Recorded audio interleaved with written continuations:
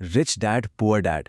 इस किताब में रॉबर्ट कियोसाकी ने पैसे को लेकर 3 ऐसे कमाल के सबक सिखाए हैं जो किसी का भी नजरिया हमेशा के लिए बदल सकते हैं। तो चलिए देखते हैं कि वो क्या हैं और उन्हें एक एक करके समझते हैं। सबसे पहले एक सवाल खुद से पूछना बनता है, क्या हम पैसे के लिए काम करते हैं या पैसा हमारे लिए काम करता है? सुनने में ये सवाल बहुत ही सिंपल लगता है ना, पर सच तो ये है कि इसका जवाब ही तय करता है कि हमारी पूरी की पूरी फाइनेंशियल लाइफ किस दिशा में जाएगी। और यहीं से हम आते हैं पहले और सबसे जरूरी नियम पर। देखिए, अमीर लोग पैसे के लिए काम नहीं करते, बल्कि वो पैसे से अपने लिए काम करवाते हैं। बात सिर्फ कमाने की नहीं है, बात है कमाने का तरीका बदलने की। तो फर्क क्या है? देखिए, ज्यादातर लोग क्या करते हैं, वो एक सैलरी के लिए अपना समय और मेहनत लगाते हैं ताकि महीने के खर्चे निकल जाएं।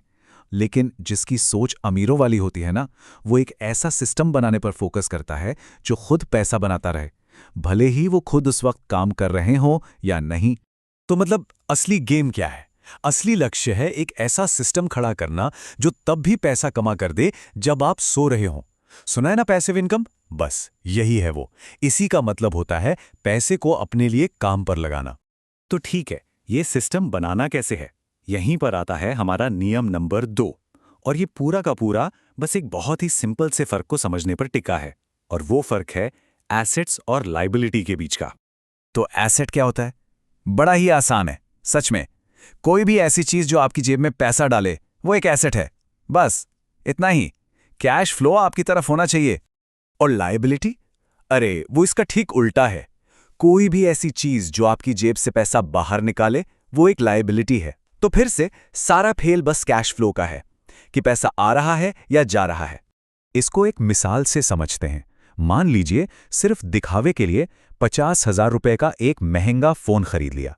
ये एक लायबिलिटी है। क्यों? क्योंकि ये जेब से पैसा निकालता है और वक्त के साथ इसकी कीमत भी घटती जाएगी।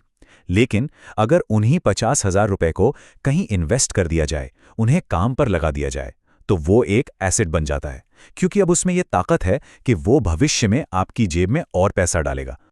और अब आते हैं तीसरे नियम पर, और सच कहूं तो शायद ये सबसे जरूरी नियम है, क्योंकि पहले जो 2 नियम हमने देखे हैं ना, उन्हें असलियत में उतारने के लिए जिस बुनियाद की जरूरत है वो है फाइनेंशियल ज्ञान। देखिए, एक सच्चाई है जिससे कोई बच नहीं सकता।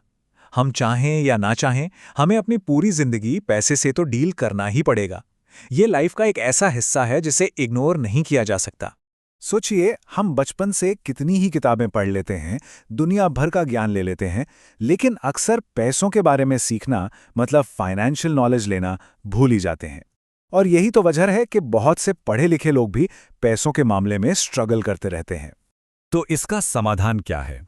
बड़ा सीधा है। अगर पैसों की दिक्कतों से बचना है ना, तो पैसों के बारे में सीखना शुरू करना ही होगा। ये कोई ऑप्शन नहीं है, ये एक जरूरत है। तो चलिए एक बार फटाफट इन 3 गोल्डन रूल्स को दोहराते हैं। पहला, पैसे से अपने लिए काम करवाओ। दूसरा, हमेशा एसेट्स खरीदो, लायबिलिटीज नहीं। और तीसरा, ये दोनों चीजें करने के लिए फाइनेंशियल ज्ञान हासिल करो।